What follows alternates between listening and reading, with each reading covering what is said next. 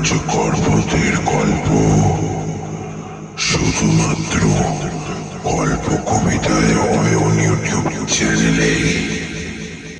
Hello viewers, গল্প কবিতায় অয়ন চ্যানেলের আরেকটি নতুন পর্বে আপনাদের সকলকে স্বাগত।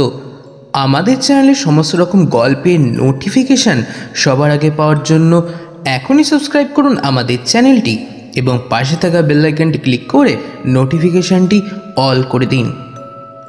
আজ আপনাদের জন্য আশিস বসুর লেখা গল্প নিশির ডাক। গল্প পাঠে আমি অয়ন। তো আর বেশি কিছু না বলে শুরু করা যাক আজকের গল্প। হাটপুকুর শ্মশানের ঘাটপুরুত গঙ্গাতান্ত্রিককে সবাই এক ডাকে চেনে। নাম করা তান্ত্রিক, কিন্তু ভয়ানক গাঁজাখোর।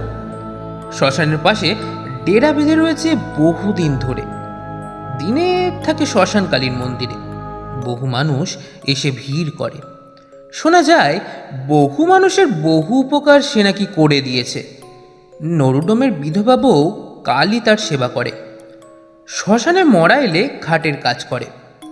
প্রতি অমাবস্যায় তাকে দেখেছি রাতের বেলা কাঠের চিতার পাশে যজ্ঞ করতে। তখন তার মূর্তি অন্যরকম। তার পাশে কালী ছাড়া কেউ থাকতে পারে না শুনেছি। লোকে বলে সে নাকি আত্মা নামাতে পারে। আমার সাথে তার খুব ভাব, কারণ আমি তার গল্পের নিয়মিত শ্রোতা। শ্মশান দেখাশোনা আর মরার নাম নথিভুক্ত করার ফাঁকে যাই গল্প শুনতে। বিভিন্ন দিন বিভিন্ন রকম গল্প। সেদিন আমাকে কথায় কথায় বলে উঠল, রাতে নিশি ডাকে জানিস তো? আমি বললাম শুনেছি, তবে বিশ্বাস হয় না। তোর বিশ্বাসে কিছু আসে যায় না, তবে বলি শোন, মাঝরাতে কেউ যদি তোকে ডাকে তাহলে এক ডাকে সাড়া দিবি না, পরিচিতের গলা হলেও না। আমি বোকার মতো বলে ফেললাম, কেন সাড়া দেবো না?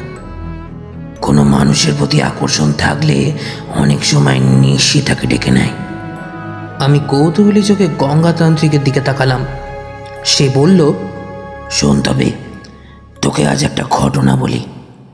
আমার বাবা তারাতান্ত্রিক, পাটানখালীর একজন বড় তান্ত্রিক ছিলেন। আমাদের বাড়িতে তারা মায়ের মন্দির আছে। বাবা তারা মায়ের উপাসক। বহু মানুষ এসে বাবার পায়ে পড়ে তাদের সমস্যা নিয়ে। বাবা সবাইকে বিধান দিতেন। উপকার পেয়ে লোকে ধন্য ধন্য করত।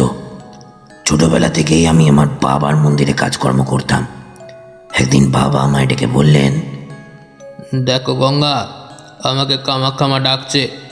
আমাকে একবার গৌহাটি যেতে হবে এবারে উৎসবের সময়। তুমি সেই সময়টা আমাকে দেখাশোনা করবে, দেখবে যাতে মায়ের সেবার কোনো ত্রুটি না হয়। আমাকে সব বুঝিয়ে দিয়ে বাবা চলে গেলেন কামাখ্যায়। আমিও মায়ের সেবার মন্দিরের বাকি কাজকর্ম করতে লাগলাম। একদিন এক সাধু আমাদের মন্দিরে এসে হাজির। আমাকে মন্দিরে মায়ের কাজ করতে দেখে আমার উপর খুব নজর কাড়ল তার। আমিও যতটা পারি সাধু মহারাজের সেবা করতে লাগলাম। একদিন এক মহারাজ আমাকে বললেন, কালে কালে তুইও বড় তান্ত্রিক হতে পারবি। তোদের গ্রামে একটা বড় বিপদ আসছে, কার ঘরে হবে সেটা বুঝতে পারছি না। তাই এখানে কয়েকদিন আমি থাকবো। তুই গ্রামের সব লোকেদের বলে দে, মাঝরাতে কেউ যেন বাড়ির বাইরে না যায়। সেই মতো আমিও সবাইকে তাই বলে দিলাম। তা সত্ত্বেও এক অমাবস্যার রাতে জন্মেঞ্জয়কে নিশি ডাকলো।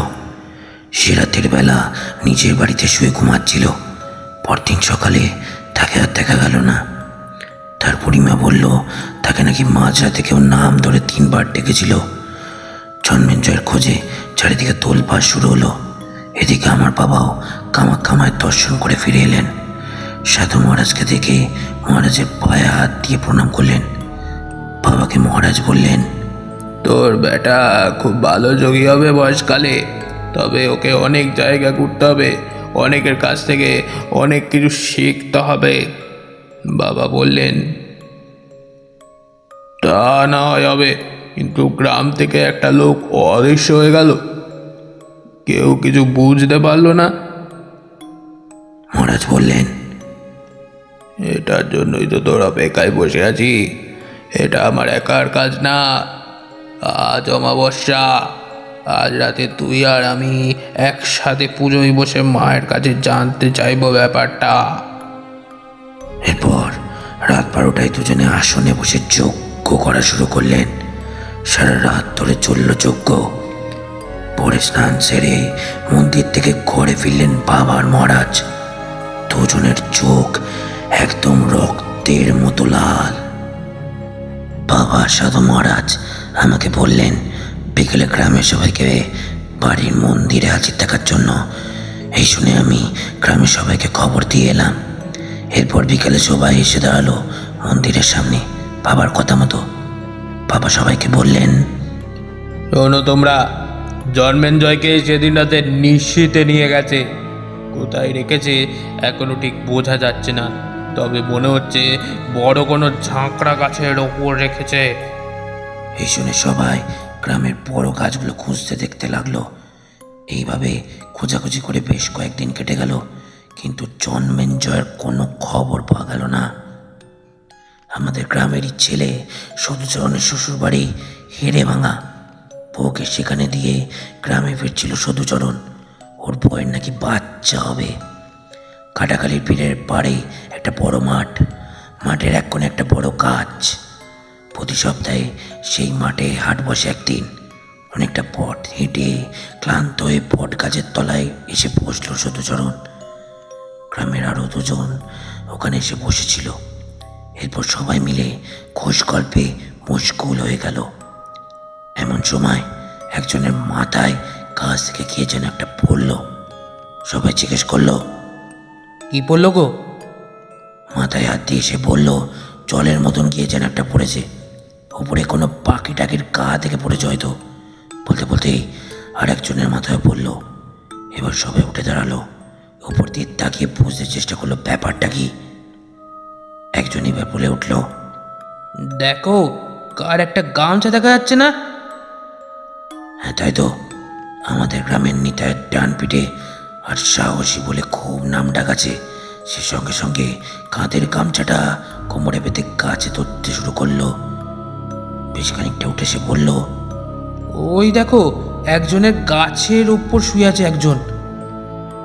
সবাই বলল, কাছে গিয়ে দেখো।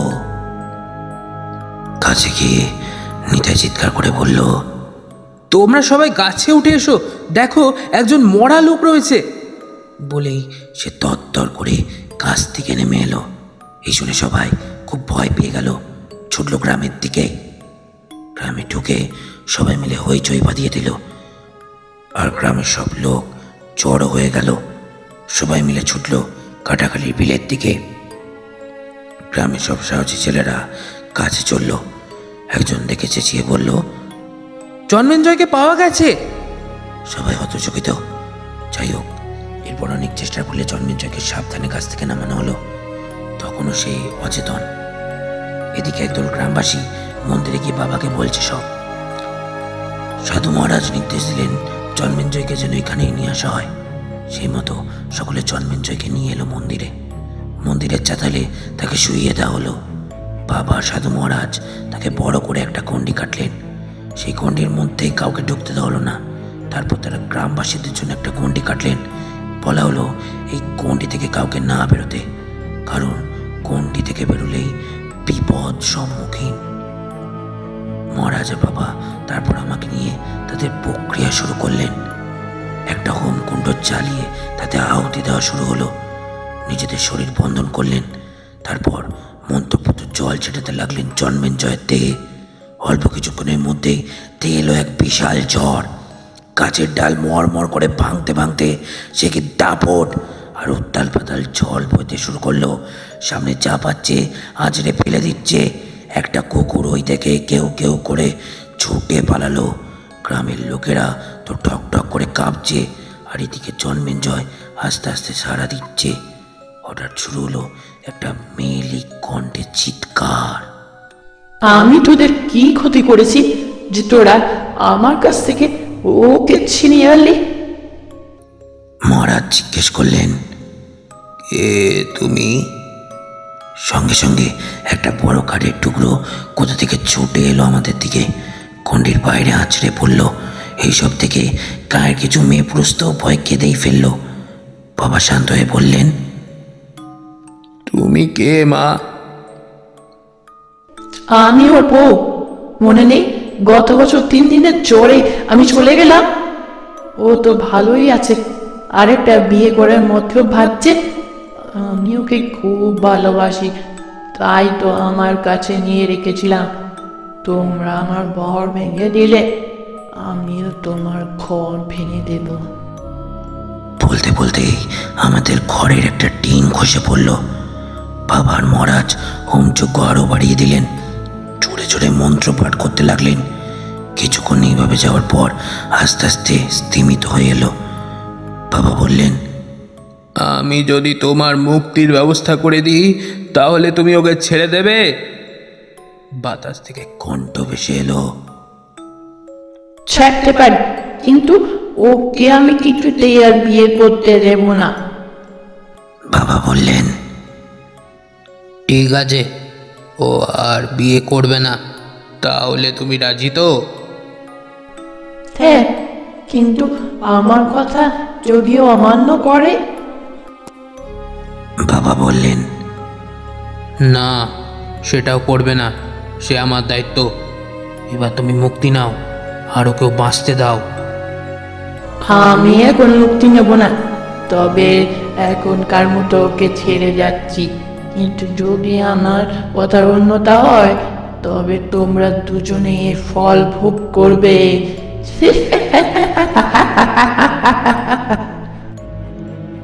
বাবা বললেন, পেতলের জল ভর্তি ঘোড়াটা তো দেখতে পাচ্ছ, ওটা ফেলে প্রমাণ দিয়ে যাও যে তুমি চলে যাচ্ছ।